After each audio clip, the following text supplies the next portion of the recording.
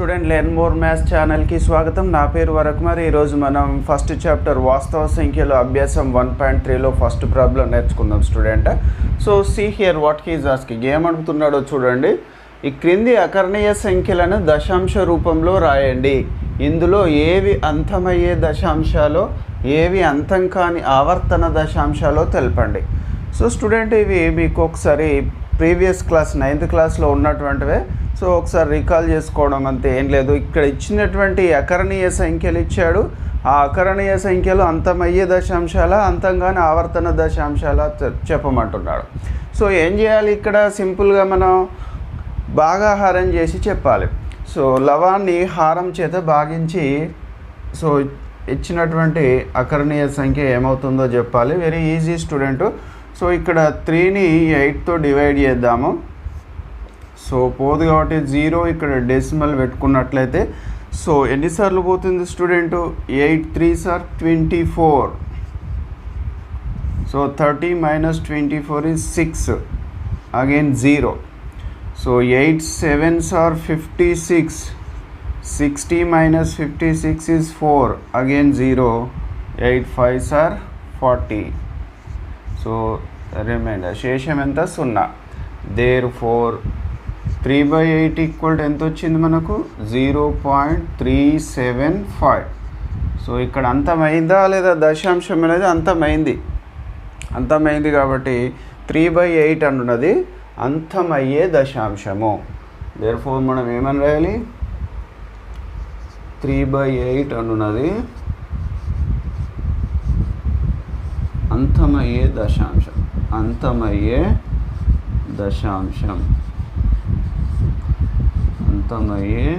దశాంశం. So this is first bit student. మనకి ఉన్నవి ఇది first bit. Next second bit 229/400. So same ఇలానే మళ్ళీ లవాన్ని హారం చేత భాగారం చేసి అది అంతమయ్యే దశాంశం అవుతుందా అంతం కాని దశాంశం అవుతుందో చెప్పాలి. సో 229 మనం 400 చేత డివైడ్ చేయాలి. సో చూసుకున్నట్లయితే ఇక్కడ పోదు కాబట్టి ఏం చేయాలి? 0 పెట్టుకొని ఇక్కడ డెసిమల్. సో 4 5s are 20 కాబట్టి 400 into 5 2000 అవుతుంది స్టూడెంట్. సో మనం సబ్స్ట్రాక్ట్ తీసేసినట్లయితే 290 వస్తుంది. 2290 minus 2000 290. సో మళ్ళీ ఇంకొక 0 పెట్టుకుందాము. సో 4 7s are 28 కాబట్టి 400 into 7 మనకు 2800 వస్తుంది. 2900 నుండి 2800 తీసేస్తే మనకు 100. సో మళ్ళీ ఇంకొక 0 పెట్టుకున్నట్లయితే 400 into 2 సో మనకు 800 అవుతుంది. సో 1000 నుంచి 800 పోతే 2000. సో మళ్ళీ ఒక 0 పెట్టుకున్నట్లయితే 400 into 5 2000. సో ఇప్పుడు మనకు శేషం 0 వచ్చింది. సో మళ్ళీ ఇది కూడా ఒక అంతమయ్యే దశాంశం. ఎందుకు? భాగాహారం పూర్తయింది కాబట్టి. దేర్ఫోర్ ఏమని రాయొచ్చు మనం? 229 divided by 400 is equal to 0.5725. Therefore 229/400 అనున్నది ఒక అంతమయ్యే దశాంశం. అంతమయ్యే దశాంశం. సో ఇది సెకండ్ బిట్ స్టూడెంట్. సో మొత్తం మనకు 5 బిట్స్ ఉన్నవి. First bit, second bit. So next మనం థర్డ్ బిట్ చూద్దాం. సో స్టూడెంట్ మనకి ఇది ఫస్ట్ క్వశ్చన్లో ఉన్నటువంటి థర్డ్ బిట్ 4 whole 1/5 ఇచ్చాడు. సో ఇది మనం అంతమయ్యే దశాంశమా అంతం కాని దశాంశమా సో భాగాహారం చేసి చెప్పాలి. సో చూద్దాము ఎలా చేయాలో చూడండి. 4 whole 1/5 ఇది మిశ్రమ భిన్నము అపక్రమ భిన్నంగా మార్చాలి. సో 5 4s are 20 plus 1 21/5 అవుతుంది స్టూడెంట్. సో ఇప్పుడు మనం 21ని 5తో భాగారం చేయాలి. So 5 4s are 20 5 4 20. So 1 21 minus 20 1 అవుతుంది డెసిమల్. ఇక్కడ 0 5 2s are 10. సో శేషం మనకు 0. Therefore 4 whole 1/5 is equal to ఏమొచ్చింది స్టూడెంట్ మనకు 4.2 వచ్చింది. కాబట్టి 4 whole 1/5 అనేది ఏంటిది, therefore 4 whole 1/5 అని ఉన్నది ఒక అంతమయ్యే దశాంశం.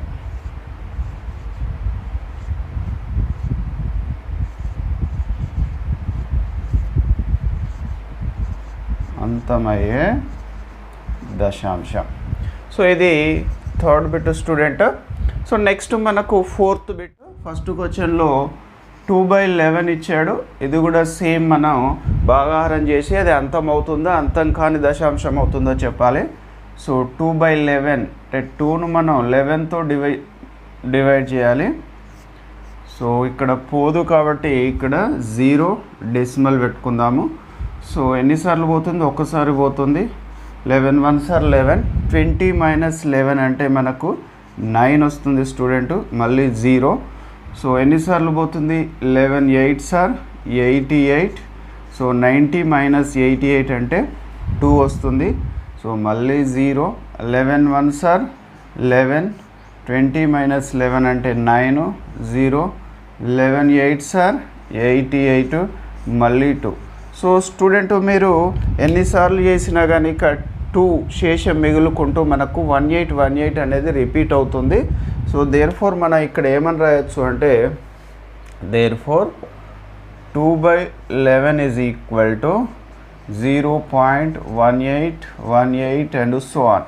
సో 18 అనేది రిపీట్ అవుతుంది కదా స్టూడెంట్, దీన్ని మనం ఏమని రాయొచ్చు అంటే 0.18 బార్ అని రాయొచ్చు.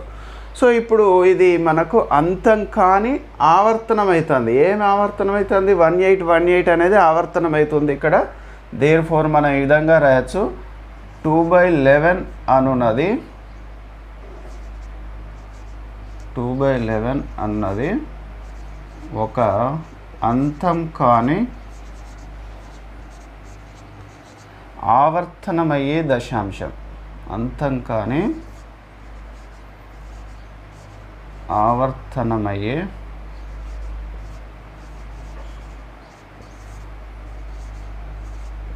దశాంశం. So very easy student. ఇవి third bit, fourth bit. So next మనకి ఇంకొక బిట్ ఉంది, ఫిఫ్త్ బిట్. సో నెక్స్ట్ చూద్దాం ఫిఫ్త్ బిట్ ఎలా స్టూడెంట్. మనకి ఇది ఫస్ట్ క్వశ్చన్లో ఉన్నటువంటి ఫిఫ్త్ బిట్ 8/125 మళ్ళీ ఇచ్చినటువంటి అకర్ణీయ సంఖ్య అంతమయ్యే దశాంశం అవుతుందా అంతం కానీ ఆవర్తనమయ్యే దశాంశం అవుతుందా భాగాహారం చేసి చెప్పాలి. సో స్టూడెంట్ చూద్దాము, మళ్ళీ ఇచ్చిన సంఖ్యను భాగాహారం చేద్దాము. సో 8ను మనం 125 చే భాగాహారం చేయాలి. సో ఇక్కడ ఒక 0 పెట్టుకొని డెసిమల్ పెట్టాలి, అయినా కానీ పోదు స్టూడెంటు. ఇక్కడ ఒక 0, మళ్ళీ ఇక్కడ ఒక 0. సో ఎన్నిసార్లు పోతుందో చూడండి. సో 125 × 6 చూద్దాము, 600 + 150. సో 125 × 6 మనకు 750 అవుతుంది స్టూడెంట్. సో 800 - 50 ఎంత, 50 అవుతుంది. సో మళ్ళీ ఇంకొక 0 పెట్టుకుంటే 125 × 4 ఎంత, డైరెక్ట్ 500 అవుతుంది. సో మనకు శేషం ఎంత వచ్చింది, 0. So 125 × 6 student 6 × 100 600, 6 × 25 150, 750. 800 - 750 అంటే 50, మళ్ళీ 0. సో 125 × 4 500. సో ఇక్కడ కూడా మనకి ఏమొచ్చింది, దేర్ఫోర్ 8/125 ఈజ్ ఈక్వల్ టు 0.064. కాబట్టి 8/125 అనున్నది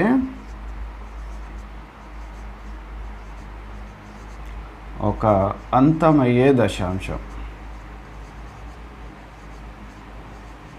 అంతమయ్యే దశాంశం. So very easy student. Already మీరు ఇవన్నీ 9th క్లాస్లో చేసినవి మళ్ళీ ఒకసారి ఇచ్చాడు మనకు. సో ఇది ఫస్ట్ క్వశ్చన్ స్టూడెంట్. 1.3 ఎక్సైజ్ అభ్యాసం 1.3లో మనకు ఫస్ట్ క్వశ్చన్లో 5 బిట్స్ ఉన్నాయి. ఆ 5 బిట్స్ మనం నేర్చుకున్నాము. సో నెక్స్ట్ మనం సెకండ్ క్వశ్చన్ నేర్చుకుందాం. స్టూడెంట్ మీరు ఎవరైతే కొత్తగా నా ఛానల్ చూస్తున్నారో సబ్స్క్రైబ్ చేసుకోండి. సబ్స్క్రైబ్ చేసుకొని మీ ఫ్రెండ్స్కి షేర్ చేయండి. ఇంకా నేను ప్రతి చాప్టర్ ప్రతి ఎక్సర్సైజ్లో ఉన్నటువంటి ఈచ్ అండ్ ఎవ్రీ ప్రాబ్లం నేను వీడియో చేసి అప్లోడ్ చేస్తున్నాను. తెలుగు మీడియం ఇంగ్లీష్ మీడియం రెండూ చేస్తున్నాను. స్టూడెంట్ మీరు ఫాలో అవ్వండి. వీడియో చూసిన తర్వాత మీరు సొంతంగా ప్రాక్టీస్ చేస్తే మీరు సొంతంగా చేయగలుగుతారు. సో స్టూడెంట్ మనం నెక్స్ట్ క్లాస్లో సెకండ్ ప్రాబ్లం నేర్చుకుందాం.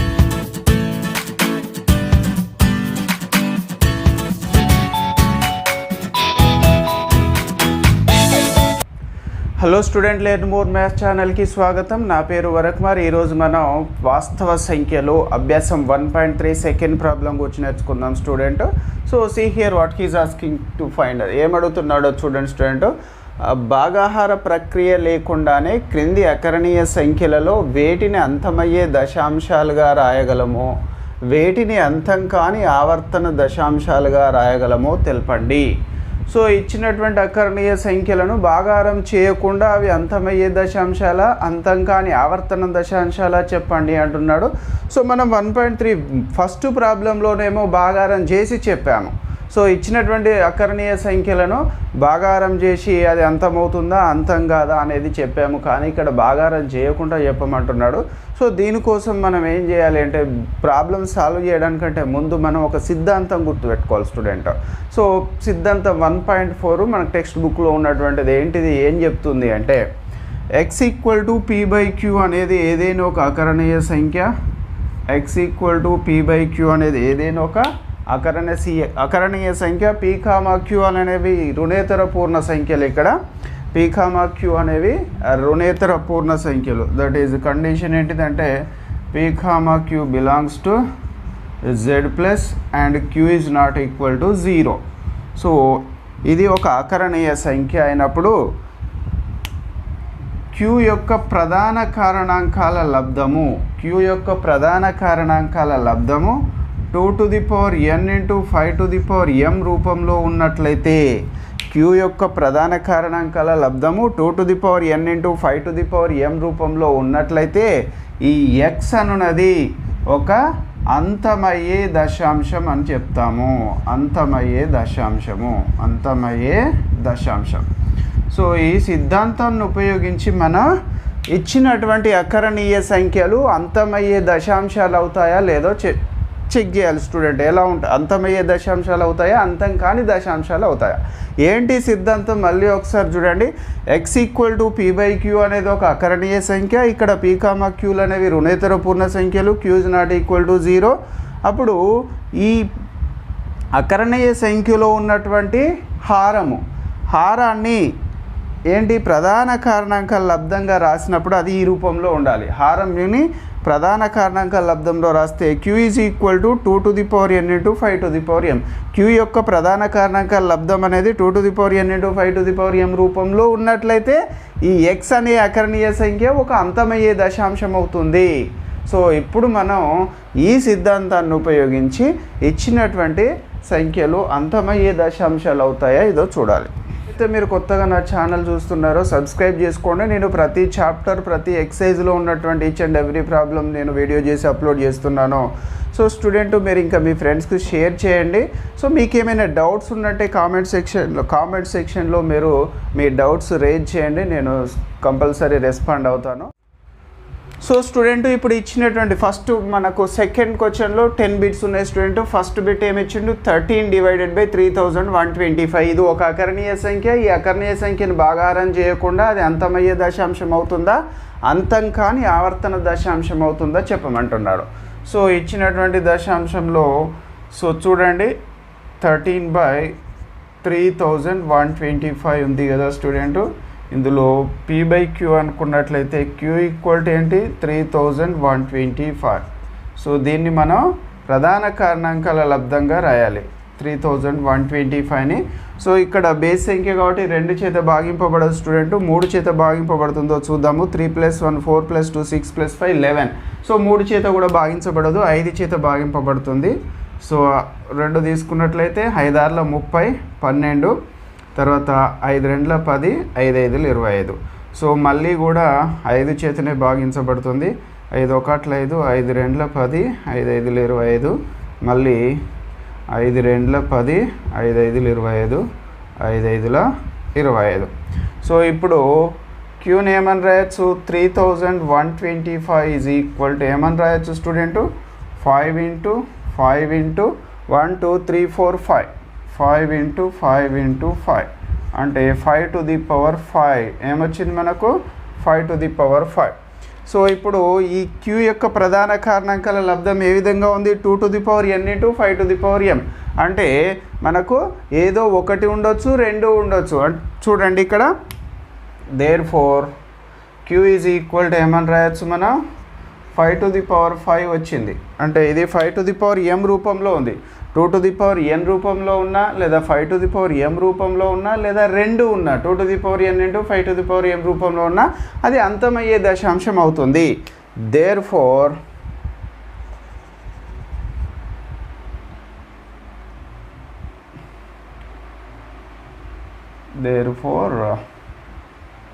హారం 2 to the power n into 5 to the power m రూపంలో ఉంది కావున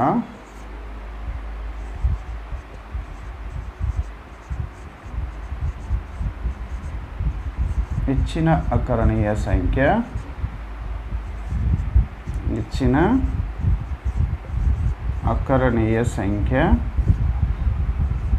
అంతమయ్యే దశాంశం అవుతుంది. అంతమయ్యే దశాంశం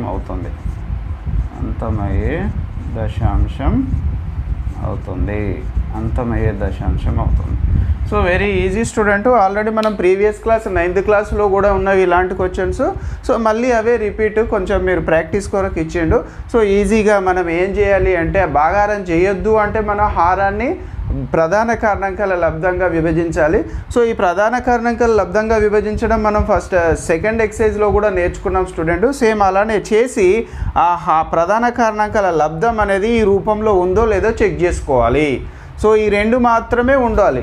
అయితే రెండు యొక్క ఘాతంగానైనా ఉండొచ్చు లేదా 5 యొక్క ఘాతంగానైనా ఉండొచ్చు లేదా రెండింటి ఘాతంగానైనా ఉండొచ్చు. ఇంకా వేరే ఈ రెండు కాకుండా ఇంకా వేరే ఇతర అంకెలు ఉంటే మాత్రం అది అంతమయ్యే దశాంశం కాదు. ఈ రెండింటి యొక్క ఘాతాంకాలు ఉంటే మాత్రమే అది అంతమయ్యే దశాంశం అవుతుంది. సో ఇది ఫస్ట్ బిట్ స్టూడెంట్. నెక్స్ట్ మనం సెకండ్ బిట్ చూద్దాం. సెకండ్ బిట్ సో 11/12 ఇచ్చాడు స్టూడెంట్. సో 11/12 ఇచ్చినటువంటి అకరణీయ సంఖ్య 11/12. So Q is equal to 12. మనం 12ను ప్రధాన కారణాంకాల లబ్ధంగా రాసినట్లయితే సో 2 చేత భాగించబడుతుంది, 2 ఆర్ల 2 మూల. So Q is equal to ఏమని రాయొచ్చు 2 ఇంటూ 2 ఇంటూ 3 అని రాయొచ్చు. That is 2 to the power 2 into 3. So మనకు క్యూ యొక్క ప్రధాన కారణాంకాల లబ్ధంలో 2 to the power n into 5 to the power m మాత్రమే ఉండాలి. 2 లేదా 5 యొక్క లబ్ధంగా మాత్రమే ఉండాలి. కానీ ఇక్కడ 3 ఉంది కాబట్టి ఇది ఒక అంతం కాని ఆవర్తనమయ్యే దశాంశము. అంతం కాని ఆవర్తన దశాంశం ఇది. therefore క్యూ హారం అనున్నది 2 to the power n into 5 to the power m రూపంలో లేదు కావున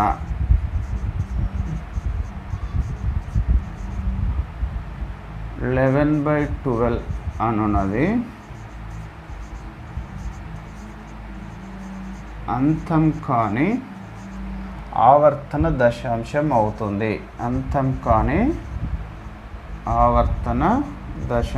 అవుతుంది. దశాంశం అవుతుంది.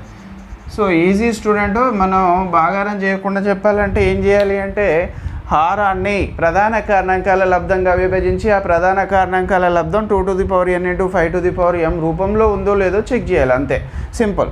సో నెక్స్ట్ ఇది సెకండ్ కూడా ఉంది స్టూడెంట్. సో 64/455 థర్డ్ బిట్ మనకు. సో హారంలో ఏముంది Q is equal to 455. So ఇప్పుడు హారాన్ని మనం ప్రధాన కారణాంకాల లబ్ధంగా విభజిస్తున్నా చూడండి స్టూడెంట్, నేను ఇక్కడ రాస్తున్నా. సో 5 + 14 అనేది ఇది 2 చేత భాగించబడదు, 3 చేత కూడా భాగించబడదు, 5 చేత. సో 5 9s ఆర్ ఎంత స్టూడెంట్ 45 అండ్ 1 91. సో 7 చేత 7 1s ఆర్ 7 21 7 3s. సో అంతే స్టూడెంట్. దేర్ ఫోర్ మనం 455 ఏమని రాయొచ్చు అంటే 5 × 7 × 13 అని రాయొచ్చు student. Therefore Q is equal to ఏమొచ్చింది మనకు 5 × 7 × 13. సో ఇప్పుడు హారం అనేది 2 to the power n × 5 to the power m రూపంలో ఉందా స్టూడెంట్? లేదు, మనకు 7 ఉంది, 13 ఉంది. 2 5 తప్ప వేరే ఇతర ప్రధాన కారణాంకాలు ఉంటే అది కాదు. ఏంటిది? అంతమయ్యే దశాంశం కాదు, అంతం కాని దశాంశం. సో హారం అనున్నది ఇక్కడ కూడా హారం అనున్నది 2 to the power n × 5 to the power m రూపంలో లేదు కావున 64/455 అనున్నది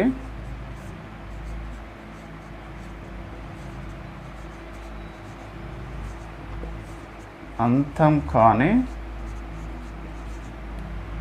ఆవర్తన దశాంశం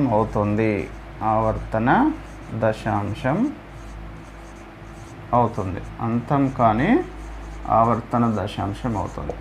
సో స్టూడెంట్ ఇది థర్డ్ బిట్. మనకు సెకండ్ క్వశ్చన్లో మొత్తం 10 బిట్స్ ఉన్నాయి స్టూడెంట్. నెక్స్ట్ మనం ఫోర్త్ బిట్ నేర్చుకుందాం స్టూడెంట్. మనకి ఇది సెకండ్ క్వశ్చన్లో ఫోర్త్ బిట్ 15/1600 అనేది ఇచ్చినటువంటి అకర్ణీయ సంఖ్య. మళ్ళీ మనం భాగారం చేయకుండా ఈ అకర్ణీయ సంఖ్య అంతమయ్యే దశాంశం అవుతుందా, అంతం కాని ఆవర్తన దశాంశం అవుతుందో చెప్పాలి. దానికోసం ఏం చేయాలో చూడండి స్టూడెంట్. సో ఇచ్చినటువంటి అకరణీయ సంఖ్య 15/1600. స్టూడెంట్ ఇచ్చిన అకరణీయ సంఖ్యలో లవహారాలకు ఉమ్మడి కారణాంకాలు ఉంటే క్యాన్సిల్ చేయాలి. మనకి ఇక్కడ 5తో క్యాన్సిల్ అవుతుంది. 5 3s are 15, again 5 3s are 15 and 1 10 మిగులుతుంది. 5 2s are 10 and 0 student. 3/320. So ఇప్పుడు ఇచ్చినటువంటి అకరణీయ సంఖ్య ఏ విధంగా మారింది? 3/320. సో స్టూడెంట్ ఇప్పుడు మనం క్యూ ఈజ్ ఈక్వల్ టు హారంలో ఏముందో మనకు అదే ఇంపార్టెంట్ స్టూడెంట్. ఫస్ట్ అయితే ఉమ్మడి కారణాంకాలు ఉంటే క్యాన్సిల్ చేయాలి. ఆ తర్వాత హారాన్ని పరిశీలించాలి. మన హారంలో 320 ఉంది. సో హారాన్ని మనం ఉమ్మడి కారణాంకాల ప్రధాన కారణాంకాల లబ్ధంగా విభజించాలి. సో 2 చేత 2 × 160 అవుతుంది స్టూడెంట్. 2 × 80 అవుతుంది. 2 × 40 అవుతుంది. 2 × 20 అవుతుంది. తర్వాత 2 × 10, 2 × 5. సో చూడండి స్టూడెంట్, 2 × 160, మళ్ళీ 2 × 80, 2 × 40, 20, 10, 5. సో దేర్ ఫోర్ ఇప్పుడు మనం ఏమని రాయొచ్చు స్టూడెంట్? 320ని దేర్ ఫోర్ 320 యొక్క ప్రధాన కారణాంకాల లబ్ధం ఏమైంది? 1 2 3 4 5 6. డైరెక్ట్గా నేను 2 to the power 6 అని రాస్తున్నా student. 2 to the power 6 × 5. 6 2s ఉన్నాయి స్టూడెంట్. నేను 2 to the power 6 ఒక 5 ఉంది కాబట్టి × 5 అని రాసా. ఇప్పుడు మనకు హారం అనేది 2 to the power n × 5 to the power m రూపంలో ఉంది. దేర్ ఫోర్ హారం అనున్నది 2 to the power n × 5 to the power m రూపంలో ఉంది కావున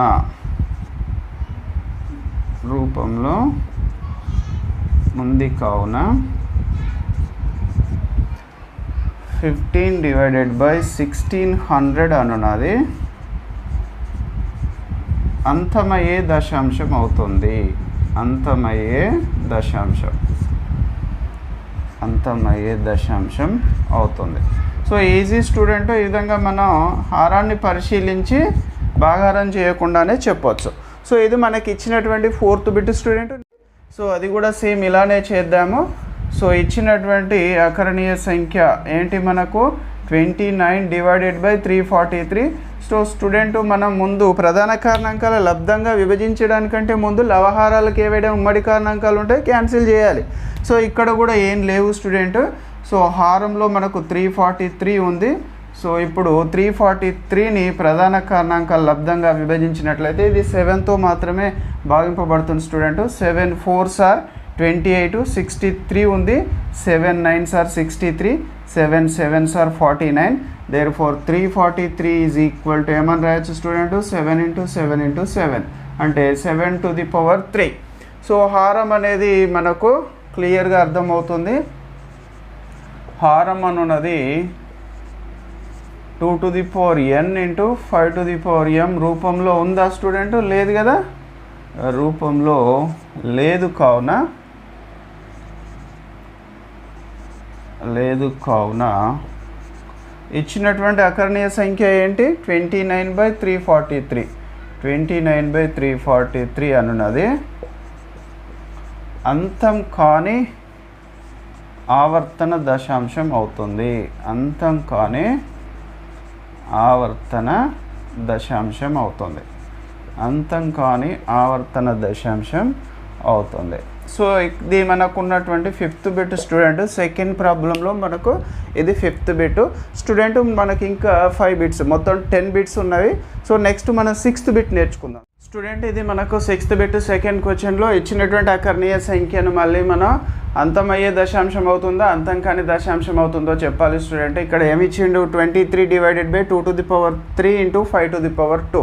సో ఎలా చెప్తాం స్టూడెంట్ ఒకసారి చూడండి. ఫస్ట్ ఇచ్చినటువంటి అకరణీయ సంఖ్యలో లవహారాలకు ఉమ్మడి కారణాంకాలు ఉన్నాయో చెక్ చేసుకోవాలి. సో ఉమ్మడి కారణాంకాలు లేకున్నట్లయితే సో హారాన్ని ప్రధాన కారణాంకాల లబ్ధంగా విభజించి ఆ ప్రధాన కారణాంకాల లబ్ధం అనేది 2n × 5m రూపంలో ఉన్నట్లయితే అది అంతమయ్యే దశాంశం అవుతుంది అని చెప్తాము. సో చూడండి ఇక్కడ ఇచ్చినటువంటి అకరణీయ సంఖ్య ఏముందో చూడండి స్టూడెంట్. 23 / 2⁻3 × 5⁻2. సో స్టూడెంట్ ఈ రెండింటికి 23 అనేది ఒక ప్రధాన సంఖ్య. లవహారాలకు ఎలాంటి ఉమ్మడి కారణాంకాలు లేవు. సో క్యూ అనేది ఇక్కడ డైరెక్ట్గా Q = 2⁻3 × 5⁻2. సో డైరెక్ట్గా మనకు ప్రధాన కారణాంకాలు లబ్ధంగా విభజించే ఉంది స్టూడెంట్. సో హారం అనున్నది మనం చేయాల్సిన పని ఏం లేదు, వెరీ ఈజీ. ఇది హారం అనున్నది 2n × 5m రూపంలో ఉంది. కావున ఇచ్చిన అకరణీయ సంఖ్య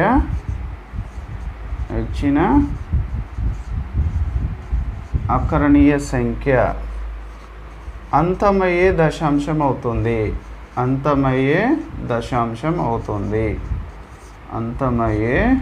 దశాంశం అవుతుంది. So very easy student. మనం ప్రధాన కారణాంకాలు లబ్ధంగా విభజించి ఇచ్చాడు కాబట్టి వెరీ ఈజీ. ఇక్కడ కూడా నెక్స్ట్ ఇది 7th బిట్ స్టూడెంట్. సో మళ్ళీ మనం ఇచ్చినటువంటి అకరణీయ సంఖ్యలో ఫస్ట్ స్టెప్ మనం చేయాల్సిన పని ఏంటి అంటే ఏమైనా ఉమ్మడి కారణాంకాలు ఉన్నాయో చూసుకోవాలి స్టూడెంట్. లవహారాలకు ఉమ్మడి కారణాంకాలు ఉన్నాయో చూసుకోవాలి. సో ఇక్కడ 129 అనేది 2 చేత భాగించబడదు, 5 చేత భాగించబడదు, 7 చేత కూడా భాగించబడదు స్టూడెంట్. కాబట్టి హారం డైరెక్ట్గా మనకి ఈ విధంగా ఉంది.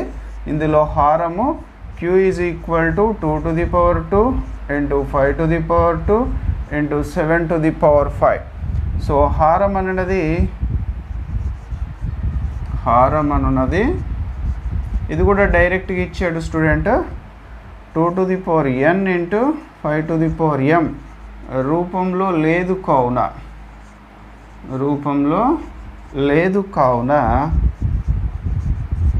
ఇచ్చిన అకరణీయ సంఖ్య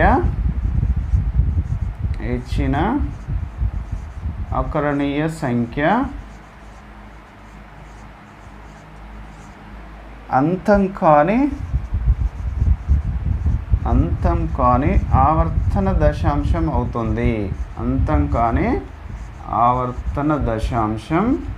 అవుతుంది. సో ఈజీ స్టూడెంట్, చూడగానే చెప్పొచ్చు. మనం ఇచ్చినటువంటి ప్రాబ్లం ఫస్ట్ చెక్ చేయాల్సింది ఏంటంటే ఉమ్మడి కారణాంకాలు ఉన్నాయో లేదో చెక్ చేసుకొని మిగతాది హారాన్ని అబ్జర్వ్ చేసి చెప్పాలి. సో నెక్స్ట్ మనకు 8th బిట్ స్టూడెంట్ సెకండ్ ప్రాబ్లంలో. సో చూడండి ఇక్కడ ఇచ్చినటువంటి అకరణీయ సంఖ్య 9/15 స్టూడెంట్. సో ఇక్కడ ఉమ్మడి కారణాంకాలు ఉన్నాయి, 3 చేత క్యాన్సిల్ అవుతుంది. 3 3s are 9, 3 5s are 15, 3/5. So డైరెక్ట్గా మనకు Q ఏముంది? Q = 5 కదా స్టూడెంట్. దేర్ఫోర్ హారం అనున్నది 2n × 5m రూపంలో ఉంది. దేర్ఫోర్ 9/15 అనున్నది అంతమయ్యే దశాంశం అవుతుంది. అంతమయ్యే దశాంశం అవుతుంది. ఈజీ స్టూడెంట్ ఇది కూడా. సో సింపుల్గా మనం అంతమయ్యే దశాంశం అవుతుంది. సో ఇది మనకు 8th బిట్ స్టూడెంట్. మనకు మొత్తం 10 బిట్స్ ఉన్నాయి స్టూడెంట్ సెకండ్ ప్రాబ్లం. నెక్స్ట్ మనం 9th 10th బిట్స్ సాల్వ్ చేద్దాం స్టూడెంట్. మనకు సెకండ్ బిట్లో ఇది 9th బిట్, సెకండ్ క్వశ్చన్లో ఇది 9th bit student. So 36/100 student. ఏ అకరణీయ సంఖ్య యొక్క హారంలోనైతే 10 యొక్క గుణిజాలుగా ఉంటుందో హారం, అది మనం చూడగానే చెప్పొచ్చు అది అంతమయ్యే దశాంశం అవుతుంది. సో సిద్ధాంతాన్ని ఉపయోగించి ఏ విధంగా చెప్తామో చూడండి స్టూడెంట్. 36/100. సో ఇది వెరీ క్లియర్. 4 చేత భాగించబడుతుంది. సో 4 9 36, 4 2 4 సో 9/25 అని రాయొచ్చు స్టూడెంట్. సో ఇప్పుడు q = 25 అవుతుంది. సో 25ని మనం 5 × 5 అని రాయొచ్చు, అంటే 5^2. దేర్ ఫోర్ హారం అనున్నది మనకు 2n × 5m రూపంలో ఉంది. కావున ఇచ్చినటువంటి అకరణీయ సంఖ్య ఎంత స్టూడెంట్? 36/100 అనున్నది అంతమయ్యే దశాంశం అవుతుంది. అంతమయ్యే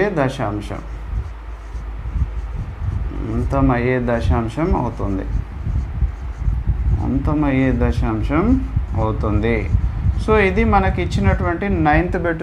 నెక్స్ట్ మనకు 10th బిట్ కూడా ఉంది. అది 77/210 స్టూడెంట్.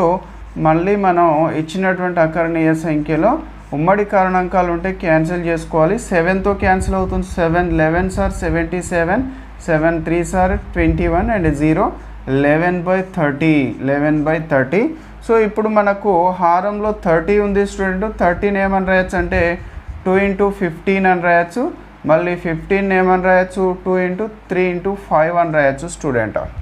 ఏమని రాయొచ్చు 2 × 3 × 5. సో ఇక్కడ హారం క్లియర్గా మనకు అర్థమవుతుంది. సో హారం అనున్నది 2n × 5m రూపంలో లేదు. 2n × 5m రూపంలో లేదు.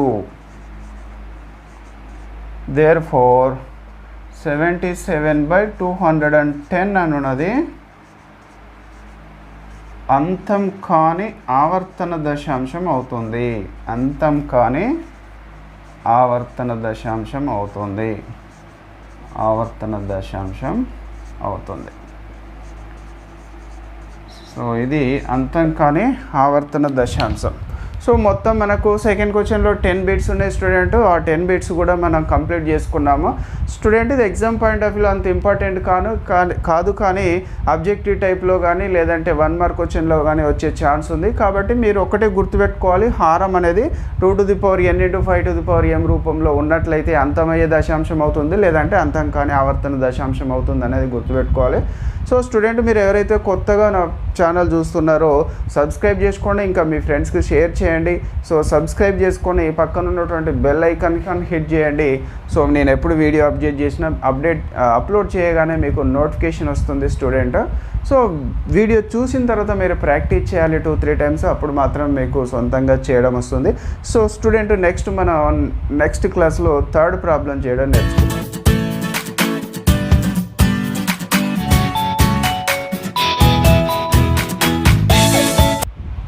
Hello student, learn more maths ఛానల్కి స్వాగతం. నా పేరు వరకుమార్. ఈరోజు మనం ఫస్ట్ చాప్టర్ వాస్తవ సంఖ్యల అభ్యాసం 1.3లో 3rd ప్రాబ్లం గురించి నేర్చుకుందాం స్టూడెంట్. సిద్ధాంతం 1.4ను అనుసరించి భాగించకుండానే కింది అకరణీయ సంఖ్యల యొక్క దశాంశ రూపాన్ని తెలపండి. సో స్టూడెంట్, ఇక్కడ కొన్ని అకరణీయ సంఖ్యలు ఇచ్చిండు. ఆ అకరణీయ సంఖ్యలను మనం భాగించకుండానే వాటి యొక్క దశాంశ రూపం రాయమంటున్నాడు. ఎలా? అది సిద్ధాంతం 1.4ను ఉపయోగించి. సో మనం ఫస్ట్ సెకండ్ ప్రాబ్లమ్స్ చేసాము. ఫస్ట్ ప్రాబ్లంనేమో భాగారం చేసి అది అంతమయ్యే దశాంశమా అంతం కాని దశాంశమా చెప్పాము. సెకండ్లో మాత్రం భాగారం చేయకుండా సిద్ధాంతం 1.4ను ఉపయోగించి మనం చెప్పాము. సో కాబట్టి ఇప్పుడు మనం ముందుగా సిద్ధాంతం 1.4 ఏంటో మీకు తెలియాలి. సో తెలిసినప్పుడు మాత్రమే ఇక్కడ మనం ఈ ఇచ్చినటువంటి అకర్ణీయ సంఖ్యల యొక్క దశాంశ రూపాన్ని రాయగలం. సో దానికంటే ముందు స్టూడెంట్ మీరు ఎవరైతే కొత్తగా నా ఛానల్ చూస్తున్నారో సో సబ్స్క్రైబ్ చేసుకోండి. సబ్స్క్రైబ్ చేసుకొని పక్కన ఉన్నటువంటి బెల్ ఐకాన్ హిట్ చేయండి. నేను ఎప్పుడైతే వీడియో అప్లోడ్ చేస్తానో మీకు నోటిఫికేషన్ వస్తుంది. సో ఇంకా మీ ఫ్రెండ్స్కి షేర్ చేయండి. నేను ప్రతి చాప్టర్ ప్రతి ఎక్సైజ్లో ఉన్నటువంటి ప్రాబ్లమ్ను వీడియో చేసి అప్లోడ్ చేస్తున్నాను. మీకు ఏమైనా డౌట్ ఉన్నట్లయితే కామెంట్ రూపంలో తెలియజేయండి. సో నేను తెలుగు మీడియం ఇంగ్లీష్ మీడియం రెండు చేస్తున్నాను.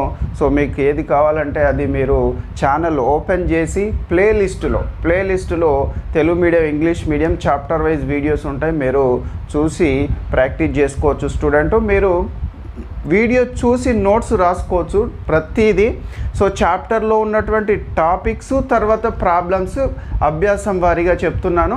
సో మీరు నోట్స్ కూడా ప్రిపేర్ చేసుకోవచ్చు స్టూడెంట్. వీడియో చూసి ప్రతి ప్రాబ్లం చెప్తున్నాను కాబట్టి మీరు ఛానల్ ఫాలో అవ్వండి. సో మీ ఫ్రెండ్స్కి షేర్ చేయండి. సో స్టూడెంట్ ఇప్పుడు మనం సిద్ధాంతం 1.4 ఏంటో నేర్చుకుందాం. సో సిద్ధాంతం 1.4 తెలిస్తే కానీ మనకి ప్రాబ్లమ్స్ ఎలా చేయడం వస్తుందో చూద్దాము.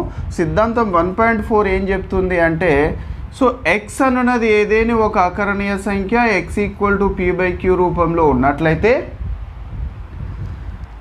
సో ఈ అకరణీయ సంఖ్య యొక్క హారము q equal to 2 to the power n and 5 to the power m రూపంలో రాయగలిగినట్లయితే సో ఎక్స్ అనేది ఏదైనా ఒక అకరణీయ సంఖ్య అది p/q రూపంలో ఉంటుంది.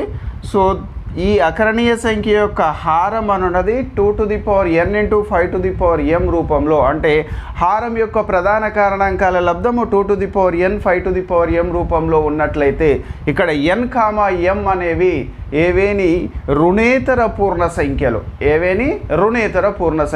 అంటే రుణేతర పూర్ణ సంఖ్యలు ఏంటి student? So 0 1 2 3 4 and so on. So ధన పూర్ణ సంఖ్యలు అంటే 1 2 3 4. రుణేతర పూర్ణ సంఖ్యలు అంటే 0 కూడా కలుస్తుంది, 0 1 2 3 4 అని. సో ఇక్కడ 2 to the power n. So ఇచ్చినటువంటి అకరణీయ సంఖ్య యొక్క హారంలో ప్రధాన కారణాంకాల లబ్ధం 2 to the power n into 5 to the power m రూపంలో ఉన్నట్లయితే సో ఆ అకరణీయ సంఖ్య ఒక అంతమయ్యే దశాంశం అవుతుంది. సో ఇది సిద్ధాంతం 1.4 చెప్తుంది స్టూడెంట్. సో మళ్ళీ ఒకసారి చూడండి, ఎక్స్ అన్నది ఏదైనా ఒక అకరణీయ సంఖ్య ఎక్స్ p/q రూపంలో ఉన్నట్లయితే అకరణీయ సంఖ్య యొక్క హారము q అన్నది 2 to the power n into 5 to the power m, అంటే దాని యొక్క ప్రధాన కారణాంకాల లబ్ధము 2 to the power n into 5 to the power m రూపంలో రాయడం ఉన్నట్లయితే ఆ అకరణీయ సంఖ్య ఒక అంతమయ్యే దశాంశం అవుతుంది అని చెప్తుంది. అది సిద్ధాంతం 1.4. సో మరి దీన్ని ఉపయోగించి ఇవి ఎలా రాస్తాము అంటే చూడండి, 2 to the power n into 5 to the power m. So దీనికంటే ముందు స్టూడెంటు ఏ యొక్క అకరణీయ సంఖ్య యొక్క హారంలోనైతే సపోజ్ ఇక్కడ నేను ఒకటి రాస్తున్నా 15/10 అని రాసా స్టూడెంటు. అదేవిధంగా 25/100, 35/1000 ఈ విధంగా నేను కొన్ని అకరణీయ సంఖ్యలు రాసా. చూడండి, ఏ అకరణీయ సంఖ్య యొక్క హారంలోనైతే 10 యొక్క గుణిజాలు ఉంటాయో ఆ అకరణీయ సంఖ్యలను దశాంశ రూపంలో రాయడం చాలా ఈజీ. సో దీన్ని ఏమని రాయొచ్చు స్టూడెంట్? 15/10 అంటే ఇది 1.5 అవుతుంది, 25/10 అంటే ఇది 0.25 అవుతుంది, ఇది 0.035 అవుతుంది.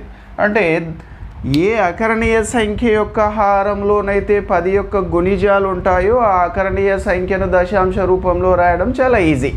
సో ఇక్కడ 2 to the power n 5 to the power m అనేది వీటి యొక్క 10ని ఏమని రాయొచ్చు? 2 into 5.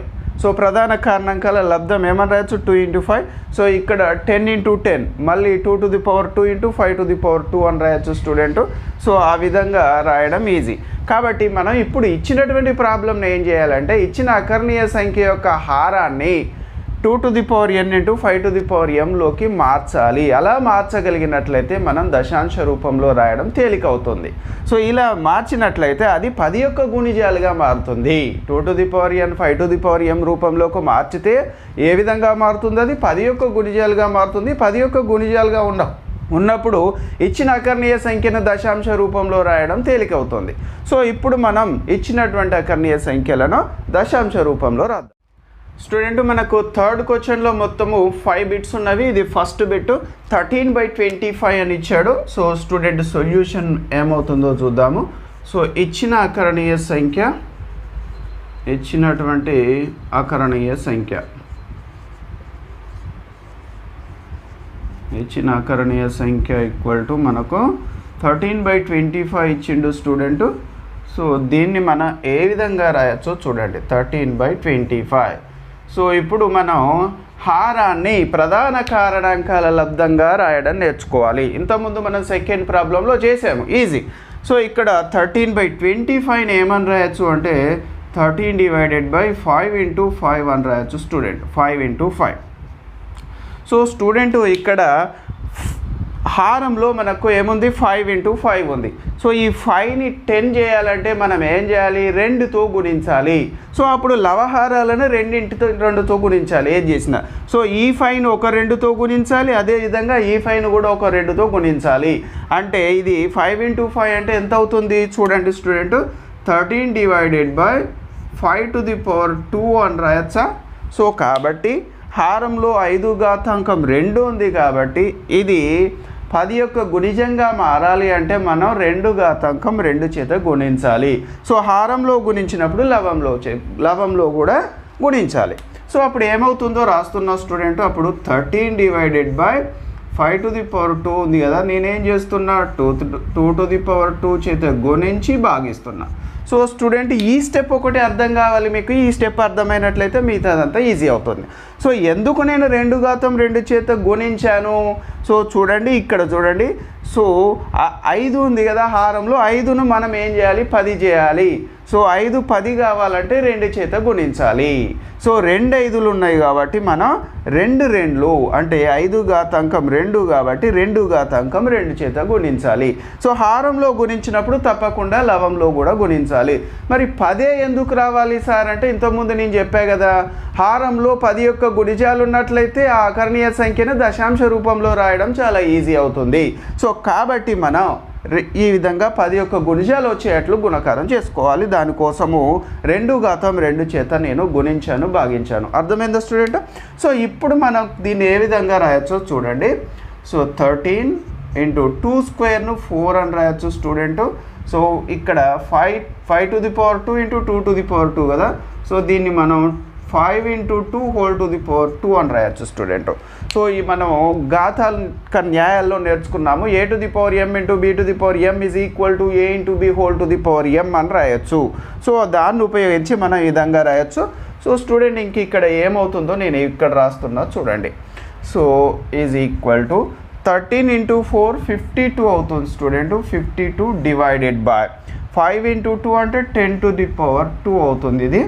సో 52 డివైడెడ్ బై 10⁻² అంటే 100. సో చూడండి స్టూడెంట్, మనకు ఇచ్చినటువంటి అకరణీయ సంఖ్యలో హారము 10 యొక్క గుణిజంగా మార్చాము. సో ఇప్పుడు మనం దశాంశ రూపంలో రాయడం చాలా ఈజీ. సో 52/100 అంటే దీన్ని మనం 0.52 అని రాయొచ్చు. ఏమని రాయొచ్చు, 0.52. దేర్ఫోర్ 13/25 యొక్క దశాంశ రూపం ఏంటి, 13/25 ఈజ్ ఈక్వల్ టు 0.52. 0.52. సో ఇది ఇచ్చిన అకరణీయ సంఖ్య యొక్క దశాంశం. సో స్టూడెంట్ మనం భాగాహారం చేసామా, ఇక్కడ భాగాహారం చేయకుండానే సిద్ధాంతం 1.4ను ఉపయోగించి దశాంశ రూపంలో రాసాము. సో ఇది మనకు first bit student. So next మనం సెకండ్ బిట్ చేద్దాం. సో స్టూడెంట్ మనకి ఇది సెకండ్ బిట్. థర్డ్ క్వశ్చన్లో ఉన్నటువంటి సెకండ్ బిట్ ఏమి ఇచ్చాడు, 15/16 అని ఇచ్చాడు స్టూడెంట్. ఇచ్చినటువంటి అకరణీయ సంఖ్య, ఇచ్చిన అకరణీయ సంఖ్య ఏంటో రాస్తున్నా. ఇచ్చిన అకరణీయ సంఖ్య equal to 15/16. 15/16. Same first question ఎలా చేసామో మళ్ళీ ఇచ్చిన అకరణీయ సంఖ్య యొక్క హారాన్ని ప్రధాన కారణాంకాల లబ్ధంగా విభజించి ఆ లబ్ధము 2⁴n × 5⁴m రూపంలో వచ్చేట్లు చూసుకోవాలి. దాని తర్వాత 10 యొక్క గుణిజాలుగా మార్చాలి. సో స్టూడెంట్ దీని నుండి నేను ఏమని రాస్తున్నానో చూడండి. 15/16.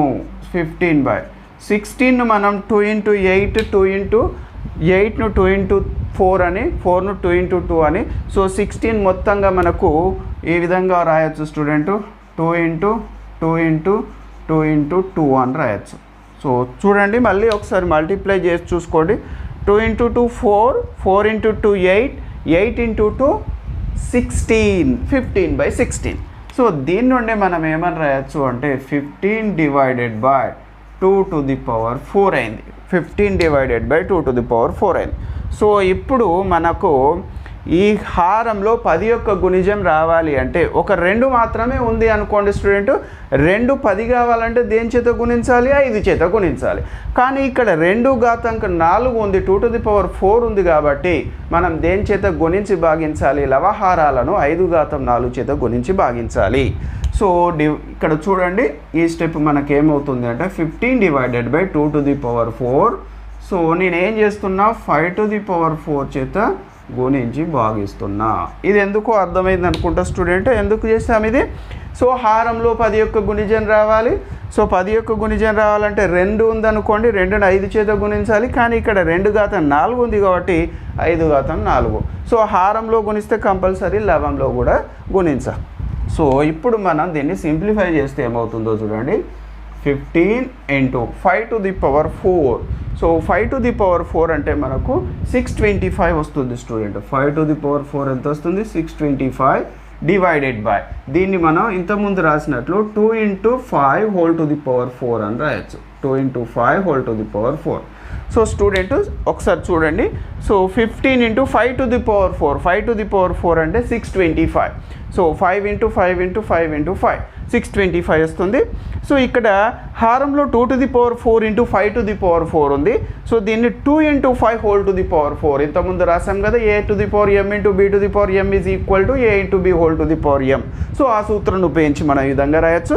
సో ఇప్పుడు దీన్ని నేను సింప్లిఫై చేస్తున్నా ఇంకా ఫర్దర్గా. సో చూడండి స్టూడెంట్ 15 into 625 ఈ రెండింటిని మల్టిప్లై చేయాలి. ఇక్కడ మల్టిప్లై చేస్తున్నా చూడండి. 15 5s are 75. So 15 5s are 75, 5 and 7. 15 2s are 30 plus 7 37 student 3 మిగులుతుంది. 15 6 are 90, 90 plus 3 93 అవుతుంది. సో ఇప్పుడు మనకు 15 into 625 మల్టిప్లై చేస్తే 9375 వచ్చింది. డివైడెడ్ బై ఇది ఎంత? 5 into 2 10 to the power 4. So 9375 divided by 10 to the power 4 అంటే 10,000 స్టూడెంట్. 10 into 10 into 10. సో ఇప్పుడు మనకు హారంలో 10 యొక్క గుణిజంగా మారింది హారం. సో దశాంశ రూపం రాయడం ఈజీ. సో 4 జీరోలు ఉన్నాయి కాబట్టి 1 2 3 4 4 డెసిమల్ తర్వాత 4 అంకెల తర్వాత 0 డెసిమల్ పెట్టాలి కాబట్టి 0.9375. Therefore 15 by 16 is equal to 0.9375. So ఇది మనకు సెకండ్ బిట్ స్టూడెంట్. నెక్స్ట్ మనం థర్డ్ బిట్ నేర్చుకుందాం స్టూడెంట్. ఇది థర్డ్ క్వశ్చన్లో ఉన్నటువంటి థర్డ్ బిట్ మనకు ఏమి ఇచ్చాడో చూడండి. 23 divided by 2 to the power 3 into 5 to the power 2. So C student ఇచ్చినటువంటి అకరణీయ సంఖ్య ఒకసారి రాద్దాము. ఇచ్చిన అకరణీయ సంఖ్య సో ఏమిచ్చాడు స్టూడెంట్ మనకు? 23 divided by 2 to the power 3 into 5 to the power 2. So student ఇచ్చినటువంటి అకరణీయ సంఖ్యను 23 divided by 2 to the power 3 into 5 to the power 2 is equal to. So student మళ్ళీ మనం హారంలో 10 యొక్క గుణిజంగా రావాలి. సో ఇక్కడ మనకు 2 to the power 3 5 to the power 2 ఉంది. 2 యొక్క ఘాతాంకం ఎంత ఉంటే 5 యొక్క ఘాతాంకం కూడా అంతే ఉన్నప్పుడు మాత్రమే 10 యొక్క గుణిజం వస్తుంది. అది గుర్తుపెట్టుకోవాలి స్టూడెంట్. ఇక్కడ 2 యొక్క ఘాతాంకం 3 ఉంది కానీ 5 యొక్క ఘాతాంకం 2 ఉంది. సో మరి 5 యొక్క ఘాతాంకం 3 కావాలంటే ఏం చేయాలి? 5తో గుణించాలి. సో హారంలో 5తో గుణించినప్పుడు లవంలో కూడా గుణించాలి. దానికోసం నేను ఏం చేస్తున్నా స్టూడెంట్ అంటే so 23 divided by 2 to the power 3 into 5 to the power 2 into 5 divided by 5. So అర్థమైందా స్టూడెంట్? ఈ 5 చేత ఎందుకు గుణించి భాగించానో. సో 2 యొక్క ఘాతాంకం 3 ఉంది. సో 5 యొక్క ఘాతాంకం కూడా 3 అయితేనే అది 10 యొక్క గుణిజంగా మారుతుంది. సో కాబట్టి 5 యొక్క ఘాతాంకం ఆల్రెడీ 2 ఉంది, ఇంకొక 5 చేత గుణించినప్పుడు అది 3 అవుతుంది కాబట్టి 5 చేత గుణించి భాగించాను. సో ఇప్పుడు లవహారాలను ఈ విధంగా మారుస్తున్నా. సో 23 into 5 డివైడెడ్ బై ఇది 2 to the power 3 into 5 to the power 3 అవుతుంది. So 5 to the power 2 into 5 ఏమవుతుంది స్టూడెంట్ 5 to the power 3 అవుతుంది. సో మళ్ళీ నేను ఈ రెండు మల్టిప్లై చేద్దాము. 23 into 5 115 అవుతుంది స్టూడెంట్. ఏమవుతుంది 115. So 5 3s are 15 and 5 2s are 10 plus 1 11. So ఇది 2 into 5 whole to the power 3 అని రాయొచ్చు స్టూడెంట్. దీన్ని ఏమని రాయొచ్చు మనం 2 into 3 whole to the power 3 అని రాయొచ్చు. సో ఇప్పుడు ఇది ఈ విధంగా మారింది. సో చూడండి 115 డివైడెడ్ బై 2 into 5 ఎంత స్టూడెంట్ 10 to the power 3 అవుతుంది. అప్పుడు మనకిది 115 divided by 10 to the power 3 అంత 1000. సో ఇప్పుడు మనకు దశాంశ రూపం 0.115. సో 1 తర్వాత 3 zeros ఉన్నాయి కాబట్టి 3 digits తర్వాత డెసిమల్ పెట్టాలి 0.115. దేర్ ఫోర్ మనకు ఇచ్చిన సంఖ్య యొక్క దశాంశ రూపము 23 divided by 2 to the power 3 into 5 to the power 2 is equal to 0.115. So ఇది మనకి ఇచ్చినటువంటి సంఖ్య యొక్క దశాంశ రూపం స్టూడెంట్. నెక్స్ట్ మనం ఫోర్త్ బిట్. సో స్టూడెంట్ మనకి ఇది థర్డ్ క్వశ్చన్లో ఉన్నటువంటి fourth bit 7218 divided by 3 to the power 2 into 5 to the power 2. So చూడండి స్టూడెంట్ ఇచ్చిన అకరణీయ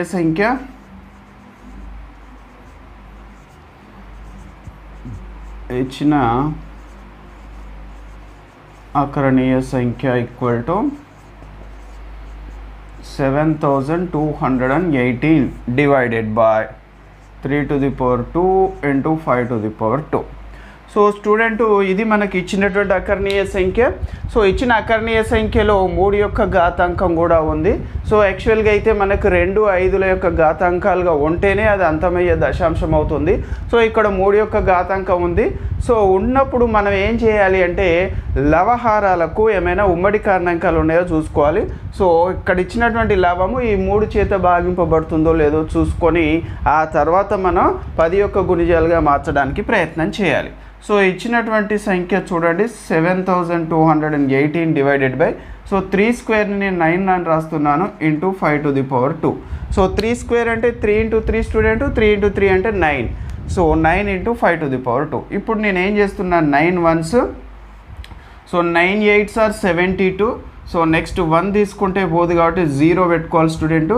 9 2s are 18. సో 9తో క్యాన్సిల్ అయింది. ఇప్పుడు సో ఇచ్చినటువంటి అకర్ణీయ సంఖ్య ఏ విధంగా మారింది అంటే 802 divided by 5 to the power 2గా మారింది. సో ఇది మనకు ఇచ్చినటువంటి అకర్ణీయ సంఖ్య ఈ విధంగా మారింది.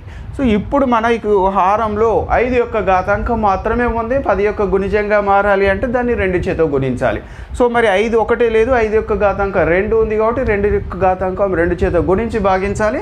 సో స్టూడెంట్ నేను ఏం చేస్తున్నా చూడండి 802 divided by 5 to the power 2 already ఉంది. సో ఇప్పుడు నేను 2 to the power 2 divided by 2 to the power 2. So 2 యొక్క ఘాతాంకం 2 చేత గుణించి భాగించాను. సో ఇప్పుడు మనం సింప్లిఫై చేసినట్లయితే ఏమవుతుందో చూడండి 802. సో 2 to the power 2 అంటే 4 డివైడెడ్ బై దీన్ని మనం 5 into 2 whole to the power 2 అని రాయొచ్చు. సో జస్ట్ సింప్లిఫై చేసే చూడండి student. So 802 2 to the power 2 అంటే 4 డివైడెడ్ బై దీన్ని మనం ఏమైనా రాయొచ్చు 5 to the power 2 into 2 to the power 2 5 into 2 whole to the power 2 అని రాయొచ్చు. సో ఇప్పుడు మళ్ళీ మనం చూడండి సో జస్ట్ సింప్లిఫై చేద్దాము. సో ఈ రెండింటిని మల్టిప్లై చేస్తే ఏమవుతుందో చూడండి student 4 8s are 32 4 0 0 plus 2. So next 4 2s are 8 so 4 2s are 8 student. తర్వాత 4 into 0 0 4 8s are 32. So 3208 divided by ఇది 10 to the power 2 అవుతుంది. 5 into 2 ఎంత స్టూడెంట్ 10 కదా 10 to the power 2. సో మళ్ళీ మనం 3208 divided by so 10 to the power 2 అంటే ఎంత 100. So ఇప్పుడు దీని యొక్క దశాంశ రూపం 32.08. సో స్టూడెంట్ 1 తర్వాత 2 zeros ఉన్నాయి కదా. సో ఇక్కడ నుండి రైట్ నుంచి 2 digits 1 2 లెక్క పెట్టి తర్వాత డెసిమల్ పెట్టాలి 32.08. సో దేర్ ఫోర్ ఇచ్చిన సంఖ్య యొక్క దశాంశ రూపం ఏమైంది 7218 divided by 3 to the power 2 into 5 to the power 2 ఇది ఇచ్చినటువంటి అకర్ణీయ సంఖ్య, దీని యొక్క దశాంశ రూపం 32.08 అయ్యింది. సో ఇది మనకు థర్డ్ క్వశ్చన్లో ఉన్నటువంటి 4th bit student. So next ఇంకొక 5th బిట్ కూడా ఉంది, అది నేర్చుకుందాం స్టూడెంట్. ఇది మనకు థర్డ్ క్వశ్చన్లో ఉన్నటువంటి 5th bit. So 143 divided by 110 అని ఇచ్చాడు 5th బిట్లో. సో స్టూడెంట్ మళ్ళీ మనం దీని యొక్క దశాంశ రూపం కనుక్కుందాము. సో ఇచ్చిన అకర్ణీయ సంఖ్య ఏంటో రాద్దాము. ఇచ్చిన అకర్ణీయ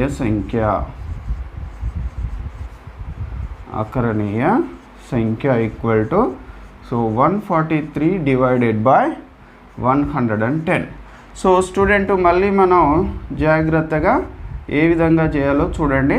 సో ఫస్ట్ ఉమ్మడి కారణాంకాలు ఉంటే క్యాన్సిల్ చేయమని చెప్పే కదా. సో ఇది 11తో క్యాన్సిల్ అవుతుంది. 11 10s are 110, 11 1s are 11 student. ఇక్కడ 33 అవుతుంది. 11 3s are 33. So 13 divided by 10. So student చాలా ఈజీగా ఒకే ఒక స్టెప్లో మనకు వచ్చింది. సో 10 యొక్క గుణిజంగా వచ్చింది, మనం ఏం చేయాల్సిన పని లేదు, జస్ట్ ఉమ్మడి కారణాంకాలు ఉంటే క్యాన్సిల్ చేసాము. సో 13/10 ఏమని రాయొచ్చు స్టూడెంట్, 1.3 అంతే. ఎంత ఇది 1.3. సో దేర్ ఫోర్ ఇచ్చిన అకర్ణీయ సంఖ్య యొక్క దశాంశ రూపం 143 divided by 110 is equal to 1.3. So that's all student. ఇది మనకు థర్డ్ క్వశ్చన్లో ఉన్నటువంటి 5th బిట్. సో మొత్తం మనకు 5 బిట్స్ ఉన్నాయి, 5 బిట్స్ కూడా కంప్లీట్ చేసుకున్నాము. సో నెక్స్ట్ మనం 4th బిట్ నేర్చుకుందాం స్టూడెంట్ నెక్స్ట్ క్లాస్లో. సో స్టూడెంట్ మళ్ళీ మీకు ఒకసారి చెప్తున్నాను, మీరు ఎవరైతే కొత్తగా నా ఛానల్ వీడియోస్ చూస్తున్నారో సబ్స్క్రైబ్ చేసుకొని పక్కన ఉన్నటువంటి బెల్ ఐకాన్ హిట్ చేస్తే ఎప్పుడైతే నేను వీడియో అప్లోడ్ చేస్తానో మీకు నోటిఫికేషన్ వస్తుంది. మీ ఛానల్ ఫాలో అవ్వండి. నేను ప్రతి చాప్టర్, ప్రతి ఎక్సర్సైజ్లో ఉన్నటువంటి ప్రతి ప్రాబ్లము, తర్వాత టాపిక్స్ ఎక్స్ప్లెయిన్ చేస్తున్నాను. సో మీకు ఈజీగా అర్థమవుతుంది. సో మీరు ఈ వీడియోస్ చూసి నోట్స్ కూడా రాసుకోవచ్చు. సో 1-2 సార్లు మీరు వీడియో చూసి ప్రాక్టీస్ చేసినట్లయితే సొంతంగా వస్తుంది. సో ఇంకా మీ ఫ్రెండ్స్కి కూడా షేర్ చేయండి స్టూడెంట్. మళ్ళీ నెక్స్ట్ క్లాస్లో కలుసుకుందాం.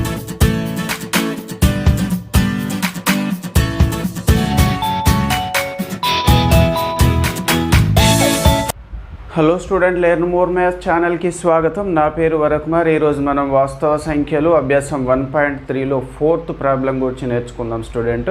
సో చూడండి ఏమంటున్నాడో 4th ప్రాబ్లం చదువుతున్నాను. క్రింది కొన్ని వాస్తవ సంఖ్యల దశాంశ రూపాలు ఇవ్వబడినవి. ప్రతి సందర్భంలోనూ ఇవ్వబడిన సంఖ్య అకరణీయమో కాదో తెలపండి. ఆ సంఖ్య అకరణీయమై ఉండి p/q రూపంలో రాయగలిగితే q యొక్క ప్రధాన కారణాంకాలను గురించి నీవేమి చెప్పగలవు?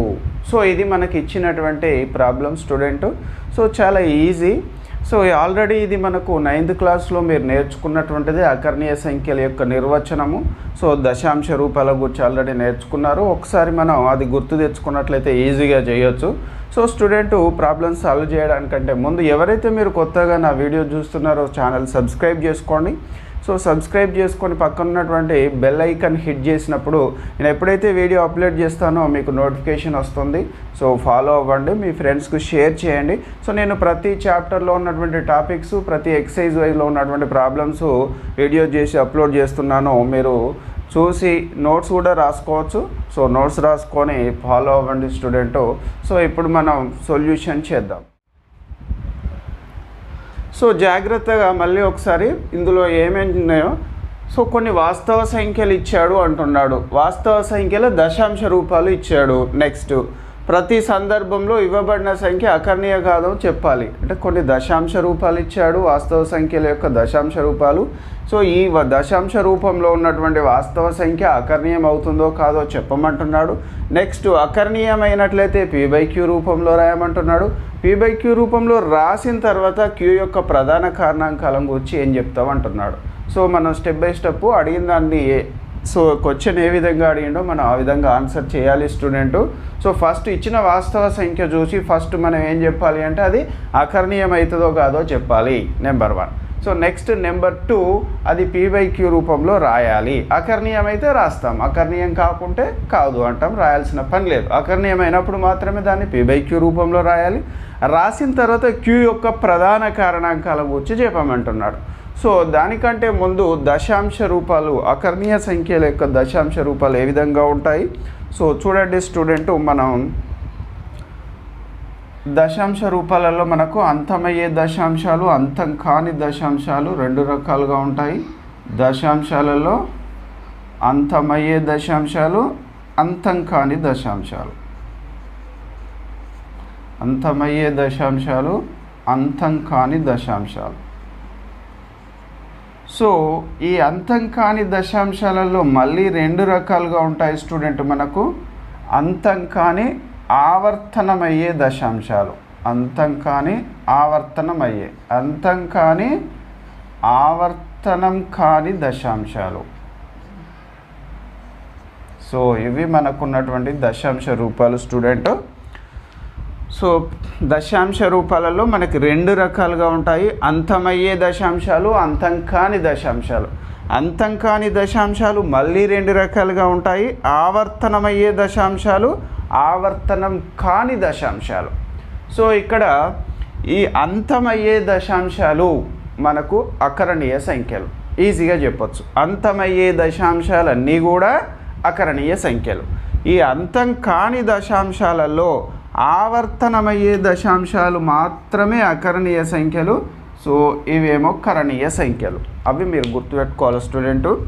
అంతమయ్యే దశాంశాలు అకరణీయ సంఖ్యలు, అంతం కాని ఆవర్తనమయ్యే దశాంశాలు కూడా అకరణీయ సంఖ్యలు. ఈ అంతం కాని ఆవర్తనం కాని దశాంశాలేమో కరణీయ సంఖ్యలు. సో ఎగ్జాంపుల్ చూద్దాము. సో అంతమయ్యే దశాంశాలు ఏ విధంగా ఉంటాయి స్టూడెంటు?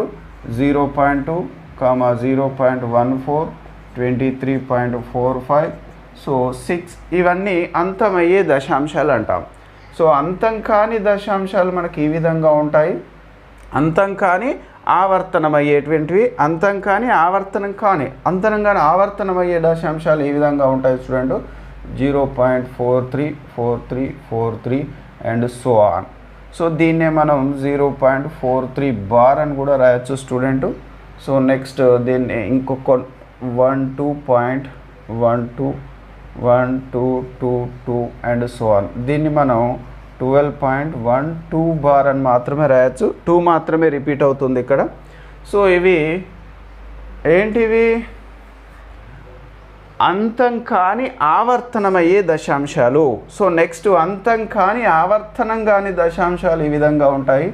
23.401234 సో ఇక్కడ మనకు ఏం ఆవర్తనం అవుతుందో తెలియదు. ఇది అంతం కాని ఆవర్తనం కాని దశాంశము. సో ఇది మాత్రమే మనకు అకరణీయ సంఖ్య కాదు. సో ఇవన్నీ కూడా అకరణీయ సంఖ్యలు అవుతాయి. ఇవన్నీ కూడా అకరణీయ సంఖ్యలు అవుతాయి. సో ఇవి మీరు గుర్తుపెట్టుకుంటే ఇక్కడ ఇచ్చినటువంటివి చూడగానే చెప్పు. 4 బిట్స్ ఉన్నాయి స్టూడెంట్ ఇందులో. ఫస్ట్ది 43.123. సో ఇచ్చినటువంటి అకరణీయ సంఖ్య నెంబర్ ఫస్ట్ది ఇచ్చిన వాస్తవ సంఖ్య, ఇచ్చిన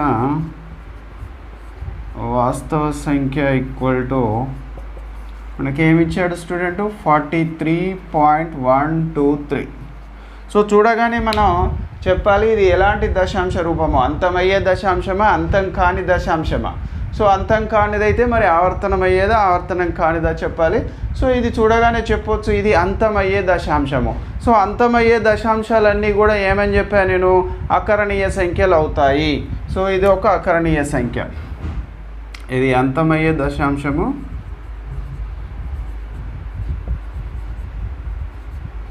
అంతమయ్యే దశాంశం కావున ఒక అకరణీయ సంఖ్య. సో అకరణీయ సంఖ్య అవుతుందో కాదో చెప్పమన్నాడు. ఒకవేళ అకరణీయ సంఖ్య అయినట్లయితే p/q రూపంలో రాయమంటున్నాడు.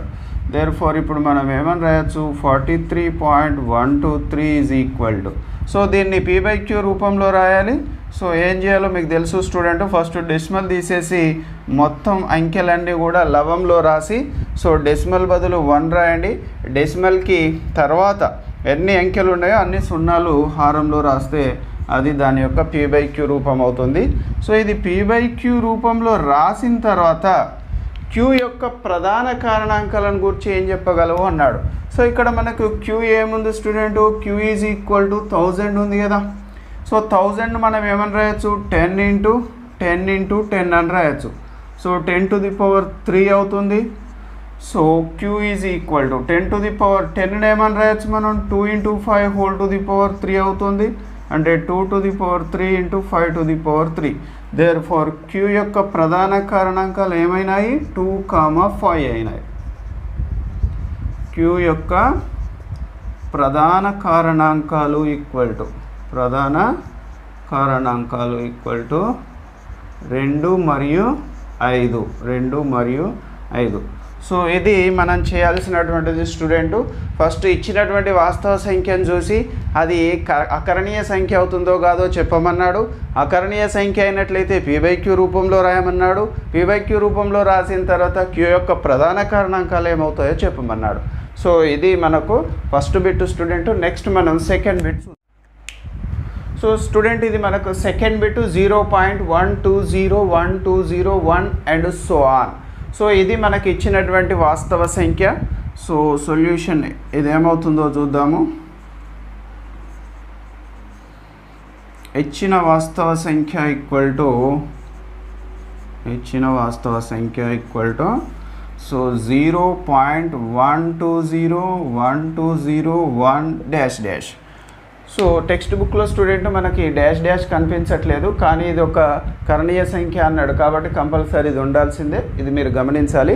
సో ఇచ్చిన వాస్తవ సంఖ్య ఈక్వల్ టు 0.120120 అని ఇచ్చాడు స్టూడెంట్. సో ఇక్కడ డాష్ ఉంది. సో అంటే ఇది మనం గుర్తుపెట్టుకోవచ్చు. ఈ డాష్ చూసి ఇది అంతం కాని దశాంశము చూడగానే చెప్పవచ్చు. ఈ విధంగా డాష్ వచ్చింది అంటే అది అంతం కాని దశాంశం. బార్ ఉన్నా కానీ ఈ విధంగా డాష్ ఉన్నా, ఈ విధంగా బార్ ఉన్నా అది అంతం కాని దశాంశము. సో ఇక్కడ మరి అంతం కాని దశాంశంలో ఆవర్తనం అవుతుందో చెక్ చేయాలి. సో చూడండి ఇక్కడ 120 వచ్చింది, మళ్ళీ 120 వచ్చింది, తర్వాత 1 ఒకటే ఉంది. సో కాబట్టి ఇది ఆవర్తనం కాని దశాంశం, అంతం కాని ఆవర్తనం కాని దశాంశము. సో ఈ అంతం కాని దశాంశాలలో ఆవర్తనం అయ్యేది మాత్రమే అకరణీయ సంఖ్య అవుతుంది. మరి ఇది ఆవర్తనం కావట్లేదు, అంతం కాని దశాంశము ఆవర్తనం కావట్లేదు కాబట్టి ఇది ఒక కరణీయ సంఖ్య. మరి కరణీయ సంఖ్య అన్నట్లయితే ఇక P/Q రూపం ఉండదు, Q ప్రధాన కారణాంకాలు ఉండవు. సో కాబట్టి మనం ఇప్పుడు ఏం చేయాలి దీన్ని అంటే ఏమని రాయొచ్చు అంటే ఇది ఒక అంతం కాని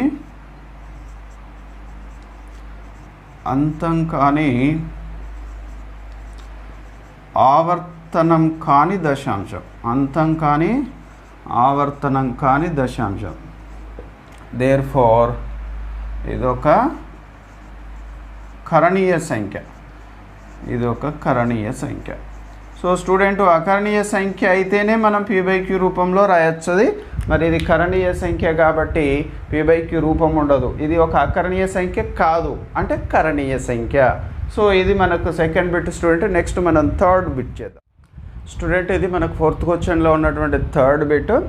సో 43.12 బార్ అని ఇచ్చాడు. ఇది ఇచ్చినటువంటి వాస్తవ సంఖ్య. మళ్ళీ మనం ఇచ్చినటువంటి వాస్తవ సంఖ్య అన్నది అకరణీయ సంఖ్య అవుతుందో కాదో చెప్పాలి. ఒకవేళ అకరణీయ సంఖ్య అయినట్లయితే P/Q రూపంలో రాసి Q యొక్క ప్రధాన కారణాంకాలు ఏమవుతాయో చెప్పమంటున్నాడు స్టూడెంట్. ఇచ్చినటువంటి వాస్తవ సంఖ్య 43.12 బార్. సో ఇది బార్ ఉంది అన్న, బార్ ఉన్నా లేదంటే డాష్ ఉన్నా అది అంతం కాని దశాంశము. సో బార్ ఉంది కాబట్టి అది ఆవర్తనమయ్యే దశాంశం. సో ఇచ్చిన వాస్తవ సంఖ్య 43.12 బార్. సో ఇది ఒక అంతం కాని ఆవర్తనమయ్యే దశాంశం.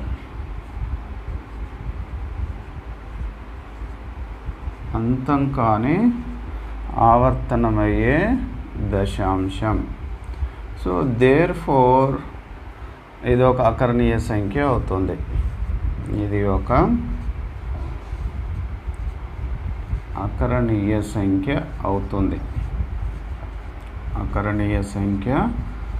అవుతుంది. సో స్టూడెంట్ అకరణీయ సంఖ్య అయినట్లయితే మళ్ళీ మనల్ని P/Q రూపంలో రాయమంటున్నాడు. ఇక్కడ బార్ ఇచ్చినటువంటిది మనం P/Q రూపంలో ఏ విధంగా రాస్తామో జాగ్రత్తగా చూడండి. 43.12 bar is equal to. So P/Q రూపంలో రాయంటే ఫస్ట్ ఈ బారు తర్వాత డెసిమల్ తీసేసి ఉన్నటువంటి అంకెలు అన్నింటినీ వరుసగా రాయండి. సో 43.12 బార్ ఉంది కదా, మొత్తం అంకెలు ఒకసారి రాసిన తర్వాత మైనస్ ఇక్కడ ఏదైతే పూర్ణాంక భాగంలో డెసిమల్కి ఎడం వైపున ఏముందో అది సబ్స్ట్రాక్ట్ చేయాలి మనం. -43 డివైడెడ్ బై, సో బార్ లోపల ఎన్ని అంకెలు ఉంటాయి హారంలో అన్ని నైన్స్ రాయాలి. 2 అంకెలు ఉన్నాయి కాబట్టి 2 నైన్స్.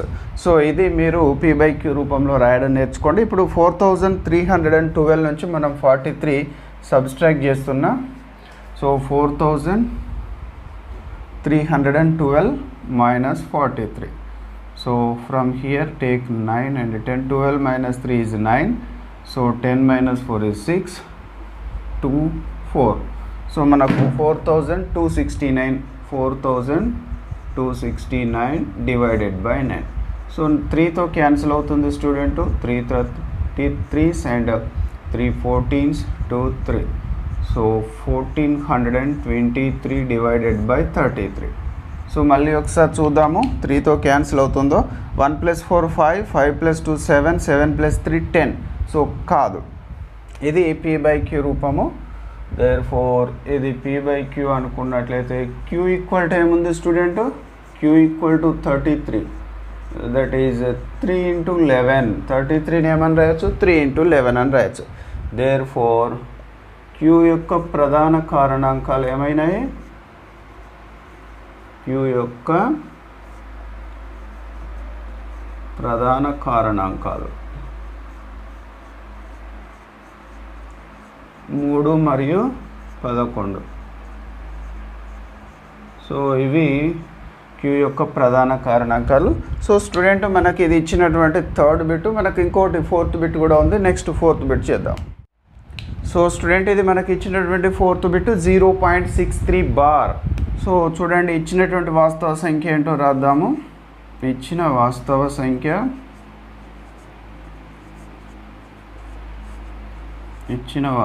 సంఖ్య ఈక్వల్ టు 0.63 బార్.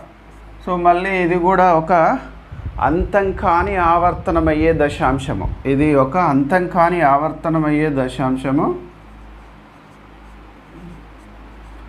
అంతం కాని ఆవర్తనమయ్యే దశాంశం. అంతం కాని ఆవర్తనమయ్యే దశాంశము. దేర్ఫోర్ ఇది కూడా ఒక అకరణీయ సంఖ్య అవుతుంది. ఇది ఒక అకరణీయ సంఖ్య అవుతుంది. సో అకరణీయ సంఖ్య అయింది అంటే మళ్ళీ మనం p/q రూపంలో రాయాలి. సో బార్ ఉంది, ఇక్కడ కూడా 0.63 బార్ ఉంది.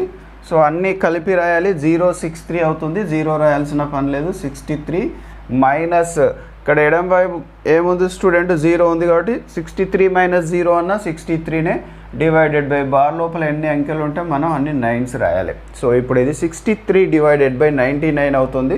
సో మనం 3తో క్యాన్సిల్ చేసినట్లయితే 9తో కూడా క్యాన్సిల్ చేయొచ్చు. 9 7s are 63 and 11. సో మనకు 7/11 ఉంటుంది. ఇది p/q అనుకున్నట్లయితే ఇప్పుడు q ఈక్వల్ టు ఎంత అయింది స్టూడెంట్? q ఈక్వల్ టు 11 అయింది. దేర్ఫోర్ q యొక్క ప్రధాన కారణాంకం ఏమైంది? 11. q యొక్క ప్రధాన కారణాంకం ఈక్వల్ టు 11. సో ఇది స్టూడెంట్ మనకున్నటువంటి ఫోర్త్ క్వశ్చన్లో 4 బిట్స్ ఉన్నాయి. 4 బిట్స్ కూడా మనం కంప్లీట్ చేసుకున్నాము. సో స్టూడెంట్ ఎవరైతే మీరు కొత్తగా నా ఛానల్ చూస్తున్నారో సబ్స్క్రైబ్ చేసుకోండి. పక్కన ఉన్నటువంటి బెల్ ఐకాన్ హిట్ చేయండి. ఎప్పుడైతే నేను వీడియో అప్లోడ్ చేస్తానో మీకు నోటిఫికేషన్ వస్తుంది. సో నేను ప్రతి చాప్టర్ ఎక్సైజ్ వైజ్ ప్రాబ్లమ్స్ చేసి అప్లోడ్ చేస్తున్నాను. అందులో ఉన్న టాపిక్ కూడా మీకు అర్థమయ్యే రీతిలో ఎక్స్ప్లెయిన్ చేస్తున్నాను. కాబట్టి మీరు సబ్స్క్రైబ్ చేసుకోండి. మీ ఫ్రెండ్స్కి కూడా ఇంకా షేర్ చేయండి.